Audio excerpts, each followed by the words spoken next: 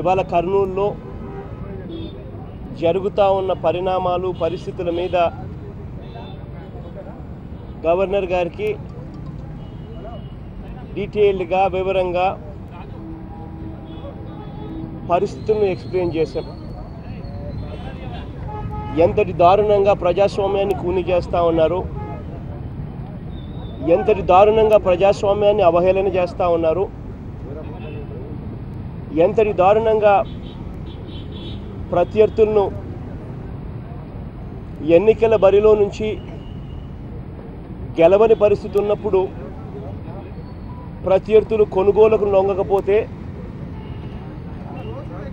లేదా వీరి ప్రలోభాలకు లొంగకపోతే చివరికి మనిషిని చంపేంత వరకు పోతా ఉన్న ఈ ప్రభుత్వ తీరును, చంద్రబాబు నాయుడు గారి వైఖరిని గవర్నర్ గారి దృష్టికి తీసుకొని వెళ్ళాం.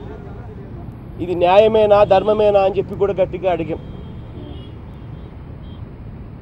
దాదాపుగా రాష్ట్రంలో ఇవాళ జరుగుతూ ఉన్న పరిస్థితులు ఏంటంటే 132 జీవోలు ఇష్యూ చేశారు.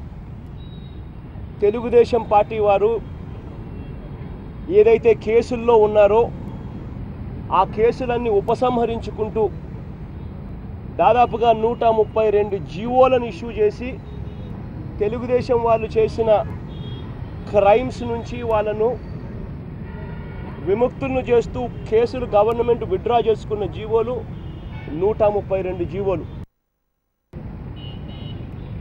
ఇవాళ నారాయణ రెడ్డి గారిని ఇన్సిడెంట్లో జరిగినది ఏమిటి అని అంటే, అతి కిరాతకంగా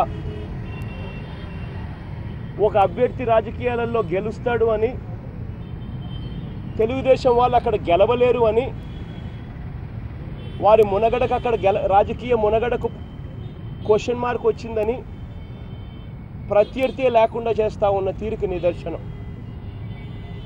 నారాయణ రెడ్డి అన్న తన వెపన్ లైసెన్సును రెన్యూ చేసుకునే కార్యక్రమంలో భాగంగా రెన్యూ చేయండి అని అడిగితే వెపన్ను తీసుకున్నారు, రెన్యువల్ చేయాల. మామూలుగా రెన్యువల్కి అప్లికేషన్ పెడితే వెపన్ ఇవ్వాల్సిన పనుల. అయినా మొన్న ఎమ్మెల్సీ ఎన్నికలప్పుడు వెపన్ సరెండర్ చేయాలి అని చెప్పి సరెండర్ చేసుకున్నారు. ఆ తర్వాత మళ్ళీ వెపన్ వెనక్కి ఇవ్వాల.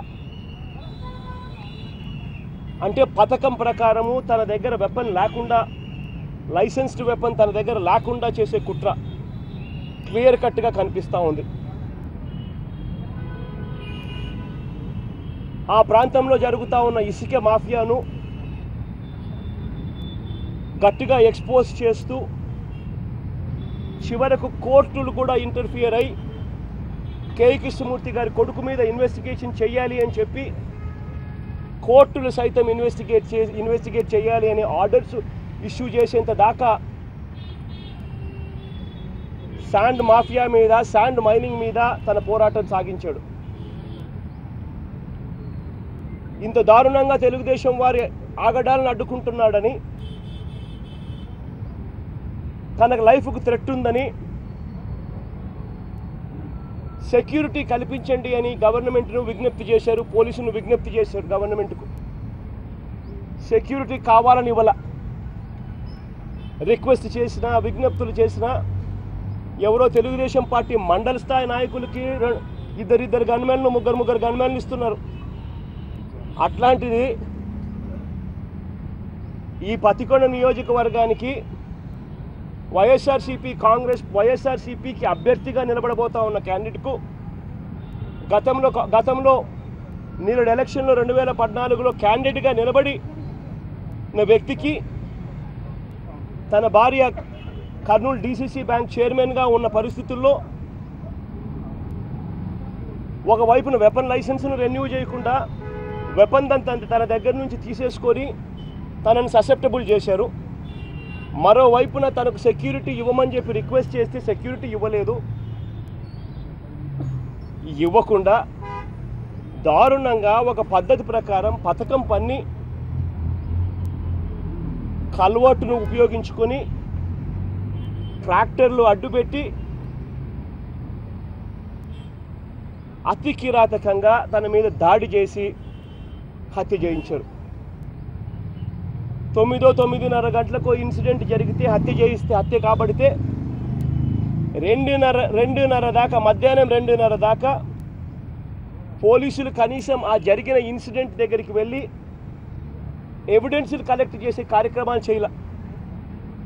ఎందుకనంటే ఎవిడెన్స్లు ఏదన్నా ఏ ఎవిడెన్స్ లేకుండా అక్కడ లేకుండా ఉండే కార్యక్రమం చేసే దాంట్లో భాగంగా 2:30 దాకా కనీసం ఆ ప్రాంతంకి పోలీసు వాళ్ళు పోలా.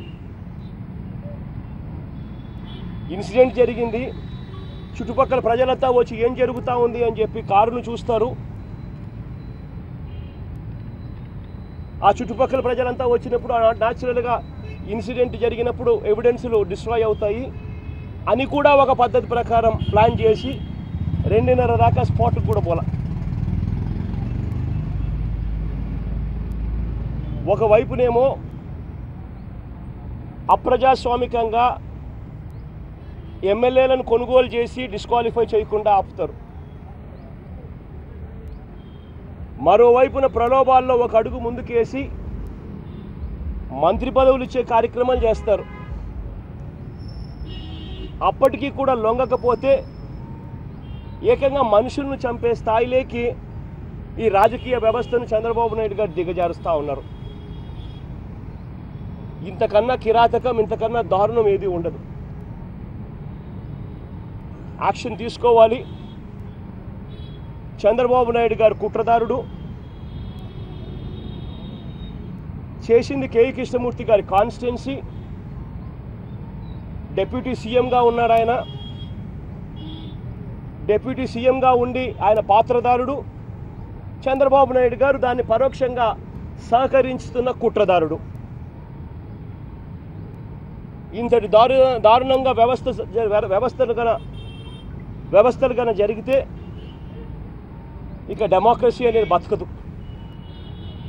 ఇవన్నీ చెప్తూ ఎక్స్ప్లెయిన్ చేస్తూ ఏ రకంగా చంద్రబాబు నాయుడు గారి హయాంలో ఈ 3 ఏళ్ల కాలంలో ఎన్నెన్ని పొలిటికల్ మర్డర్లు జరిగాయో కూడా రాశాం. రీసెంట్గా ఆళ్లగడ్డలో ఒక ఇన్సిడెంట్ జరిగింది. గంగుల ప్రభాకర్ అన్న మా పార్టీలో చేరాడు. చేరిన వెంటనే ఆ గ్రామంలో ప్రభాకర్ రెడ్డి అన్నకు సంబంధించిన ఇంపార్టెంట్ నాయకుడిని వెంటనే చంపించేశారు. ఇలా ఎక్కడెక్కడ జరిగాయని చూస్తే 6వ తారీఖు 2017లో ఆళ్లగడ్డ కాన్స్టిట్యున్సీలో వైఎస్ఆర్ పార్టీ లీడర్ ఇందుకూరు ప్రభాకర్ రెడ్డిని చంపారు. May 6, 2017. December 9, 2016 YSR party leader వేంపల్లెలో మండల్ వైస్ ప్రెసిడెంట్ గజ్జల రామరెడ్డి నా నియోజకవర్గంలో చంపారు. 31 మార్చి 2015 కిష్టపాడు అనంతపురం డిస్టిక్లో కోఆపరేటివ్ ప్రెసిడెంట్ విజయభాస్కర్ రెడ్డి గారిని చంపారు. 29 ఏప్రిల్ 2015 రాఫ్తాడ్లో Anantapuram district senior YSR Congress party leader Sai Prasad రెడ్డిని మర్డర్ చేశారు. అది కూడా ఎంఆర్ఓ ఆఫీస్లో పిలిపించుకొని, ఎంఆర్ఓ ఆఫీస్లోనే మంత్రి గారి constituency. 14 October 2015 Chintakutta village Allagadda constituency YSR Congress party leader Raghav రెడ్డిని దారుణంగా చంపారు. శ్రీ సాంబయ్య వైఎస్ఆర్ కాంగ్రెస్ పార్టీ లీడర్ గుంటూరు డిస్టిక్లో చంపారు. 28 October 2014 YSR Congress party leader Boggavarapu వాసును నందిగామ కృష్ణా డిస్టిక్లో దారుణంగా చంపేశారు.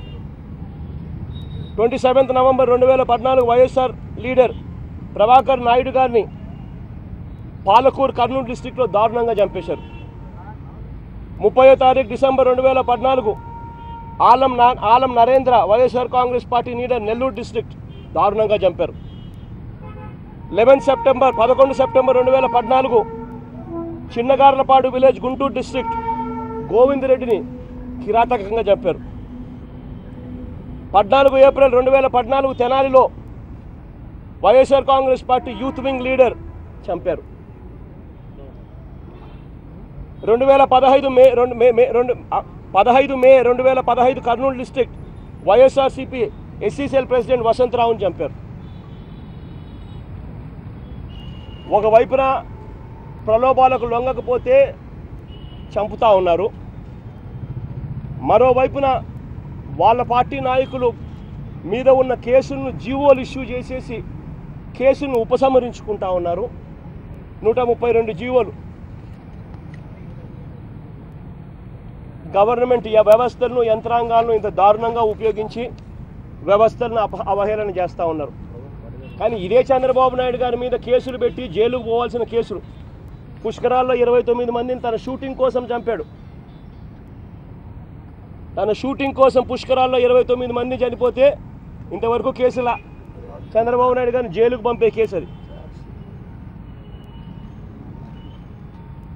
చిత్తూరులో లేబర్ను 26 మందిని కాల్చి చంపాడు. ఇంతవరకు కేసుల్లా. ఆ కేసులో కూడా చంద్రబాబు నాయుడు గారు జైలుకు పోవాల్సిన కేసు. అడ్డగోలుగా రాష్ట్రంలో ఇసుక మాఫియా, మట్టి మాఫియా, లిక్కర్ మాఫియా, కాంట్రాక్ట్ల మాఫియా, ప్రతి విషయంలో అడ్డగోలు కరప్షన్ నుంచి సంపాదించిన ఈ డబ్బుతో అడ్డగోలుగా తెలంగాణలో ఎమ్మెల్యేలను కొనుగోలు చేస్తూ అడ్డగోలుగా ఆడియో వీడియో టేపులతో దొరికిపోతే కేసుల్లా. ఇవన్నీ చంద్రబాబు నాయుడు గారు జైలుకు పోవాల్సిన కేసులు. చివరికి స్విస్ ఛాలెంజ్ అని ఆ పేరుతో మరో దారుణం చేస్తూ ఉన్నాడు, అది కూడా తను జైలుకు పోవాల్సిన కేసు.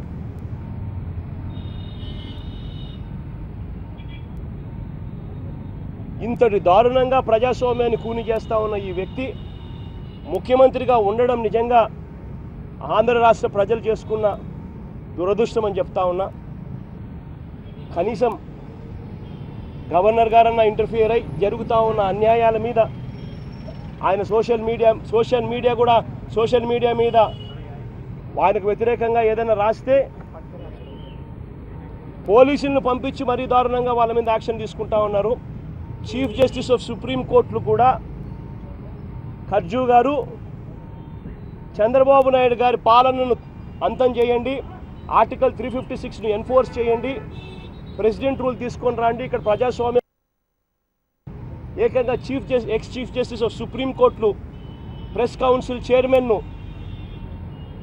ఏకంగా ఈయన గవర్నెన్స్ మీద ప్రెసిడెంట్లకు ప్రధానమంత్రులకు లేఖలు రాసే దారుణమైన పరిస్థితిలో ఈ రాష్ట్రం ఉంది. నిజంగా ఈ వ్యవస్థ బాగుపడాలి అంటే ఇట్లాంటి పెద్దోళ్ళు ఇంటర్ఫియర్ అయ్యి ఈ వ్యవస్థను బాగుపరిచే దాంట్లో విచక్షణను చూపిస్తూ చంద్రబాబు నాయుడు గారు లాంటి వ్యక్తులను జైలుకు పంపితే తప్ప ఈ వ్యవస్థ బాగుపడదు.